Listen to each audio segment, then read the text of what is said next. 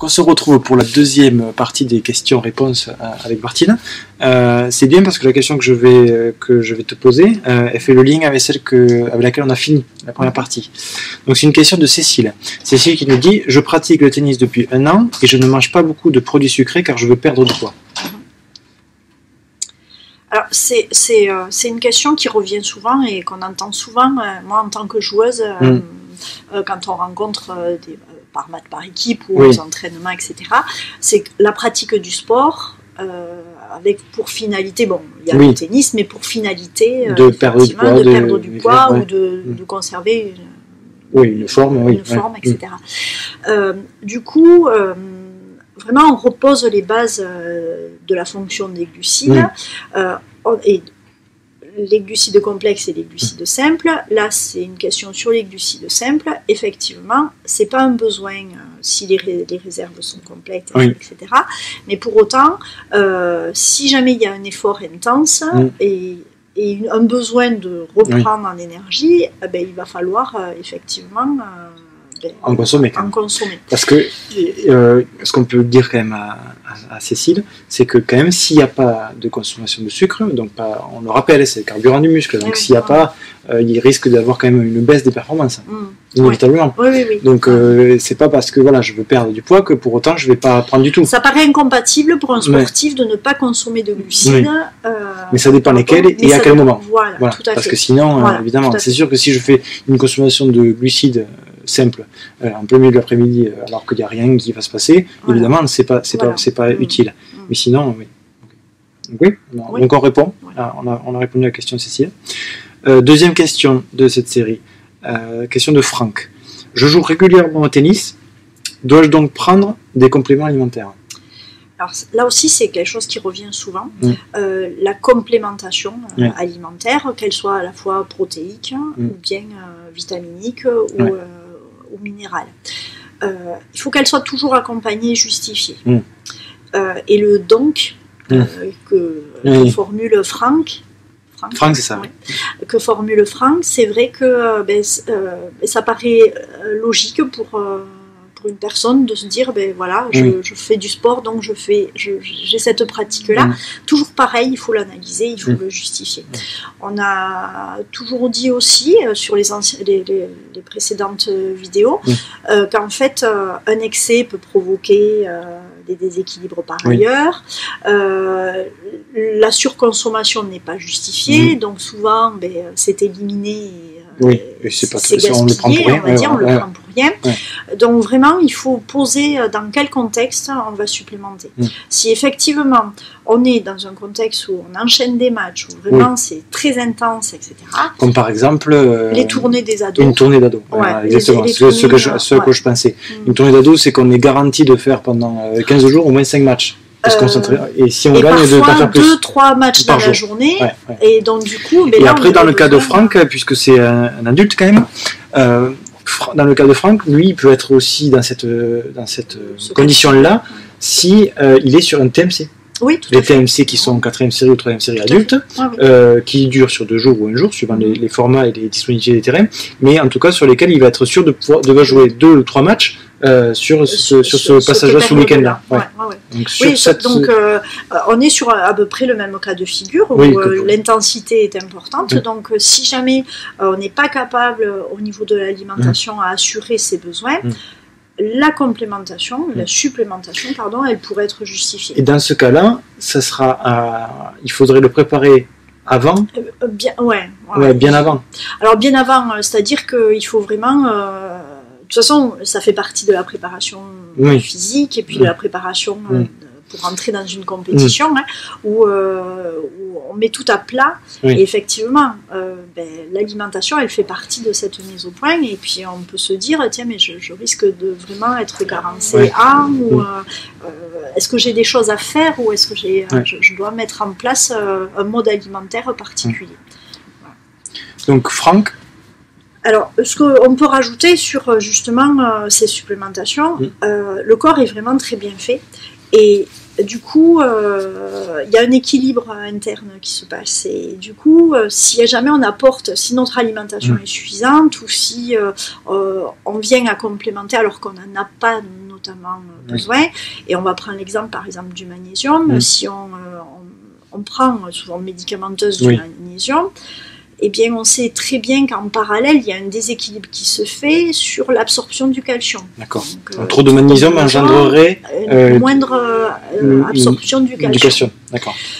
Par exemple, si trop de protéines, alors on a parlé la dernière fois de l'excès de protéines, donc on ne va pas revenir là-dessus, mais quand on mange des aliments d'origine protéique et notamment animale, entre autres, il y a du phosphore, donc on augmente la portion de phosphore et du coup on déséquilibre un rapport entre le phosphore et le calcium, et là aussi, le calcium se retrouve en diminution d'absorption, ainsi que le fer. Ouais. Donc en fait, en voulant bien faire... avec trop de protéines animales et donc de phosphore, on va baisser l'absorption en calcium, chose qui est quand même aussi très importante. Le calcium, on a vu la dernière fois que pour le sportif, alors on connaît tous le rôle au niveau des os, mais pour le sportif, le calcium fait partie de la contraction musculaire. Donc du coup, en voulant bien faire, en voulant complémenter pour un groupe de micronutriments, eh bien on déséquilibre l'autre. Donc vraiment, ça doit être justifié dans certains contextes. Donc on a précisé tout à l'heure par rapport au TMC, par rapport au tournoi, par rapport à un moment très intense de la préparation du joueur de tennis. Voilà, des contextes bien particuliers, et c'est à poser aussi et à donner un cadre et à voir avec un professionnel. Mais inutile sur, par exemple, quelqu'un qui va avoir une séance hebdomadaire. Ça paraît pas justifié. À part si c'est une séance de 4 heures. Ça paraît pas justifié, sauf qu'effectivement, suivant l'intensité, et puis si l'alimentation... elle reste équilibrée et variée. Et pour le coup, pour ces gens-là, elle n'est pas équilibrée ou autre. Donc là, s'ils font ça, voilà. Si l'alimentation est équilibrée et variée, que l'hydratation est faite en conséquence, il n'y a pas nécessairement, normalement, il n'y a pas besoin de faire ça. Pas besoin de faire peut-être en prévention d'un gros week-end de compétition. Voilà, c'est qu'on va savoir comment enchaîner.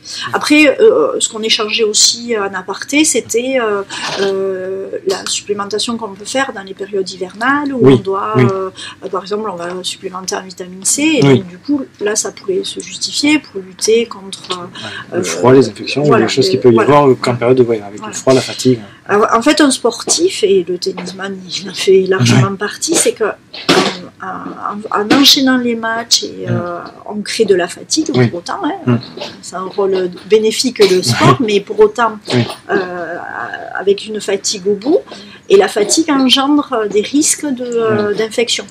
Donc voilà, il y a des moments, et notamment en période hivernale, où il y a pas mal de vélos qui traînent, etc., où on est sujet à une prise de risque diverses, et donc du coup on pourrait, et là ça serait de la vitamine C uniquement, c'est toujours pareil, on est sur pas besoin d'avoir des compléments qui sont multivitaminés, ou c'est qu'il y a plein de tout ça, de toute façon, c'est un professionnel qui va vous aiguiller individuellement, qui va pouvoir apporter l'information qui est la mieux adaptée. Et là, vraiment, toujours pareil, on essaie de traiter de façon très large. Très globale, et que ça puisse correspondre à tous. Voilà. Tout à fait. Troisième question. Sandrine, une maman qui s'inquiète. Mon fils joue au tennis en compétition et ne mange pas de légumes et de fruits. Est-ce problématique? Alors, pour une maman, ça va être très problématique, effectivement, parce que elle s'aperçoit que finalement, il y a une restriction, il y a un choix alimentaire qui n'est pas du tout varié, et on entend vraiment la préoccupation par rapport au fait de consommer 5 fruits et légumes par jour.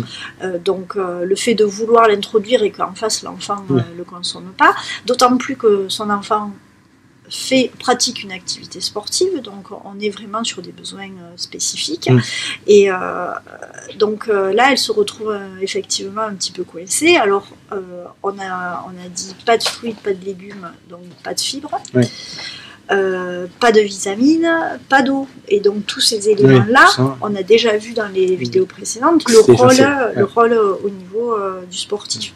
Alors pour aider la maman, en fait, très souvent en pratique, c'est vrai qu'on va essayer de présenter les légumes de différentes formes, de différentes façons de cuisiner.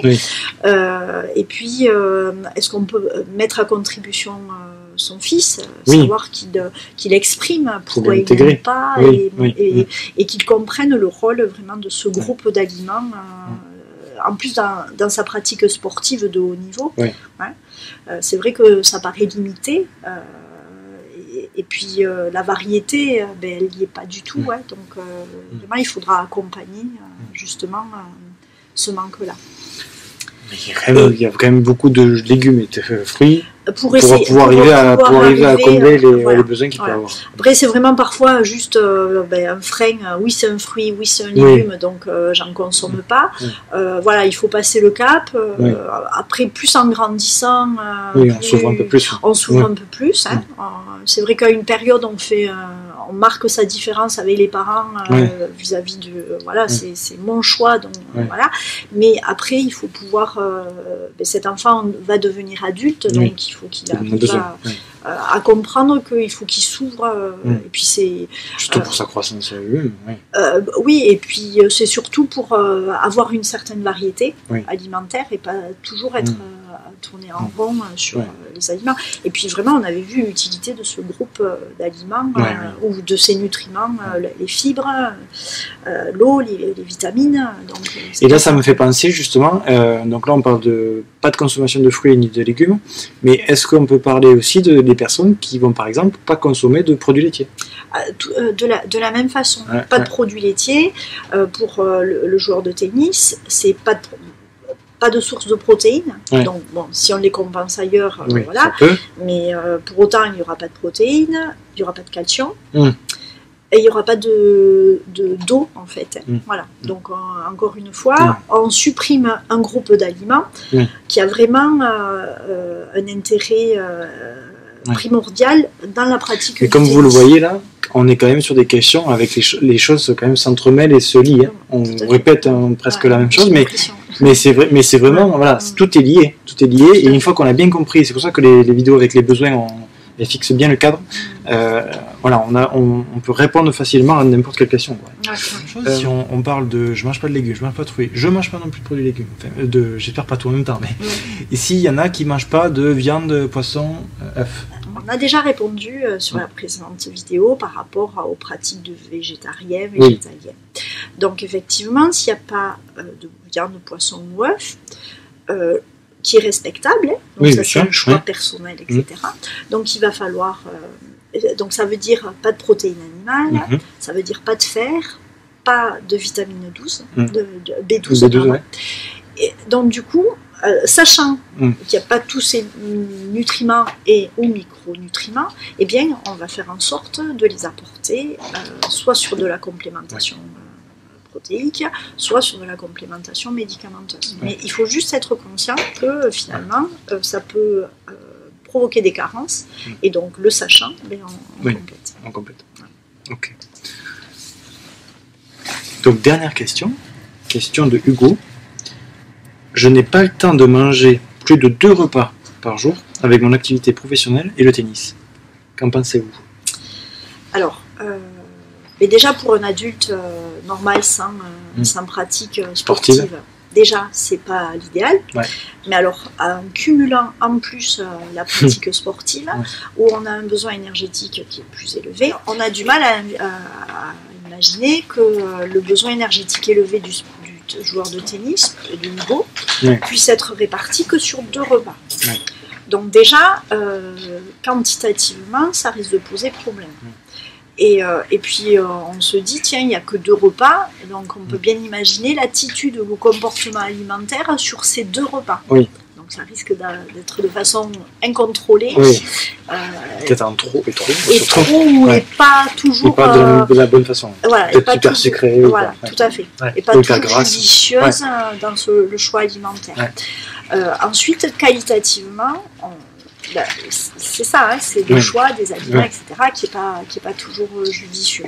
Donc vraiment, on est sur cette problématique de répondre aux besoins à la fois énergétiques, mais en tout nutriment, que sur 2 repas.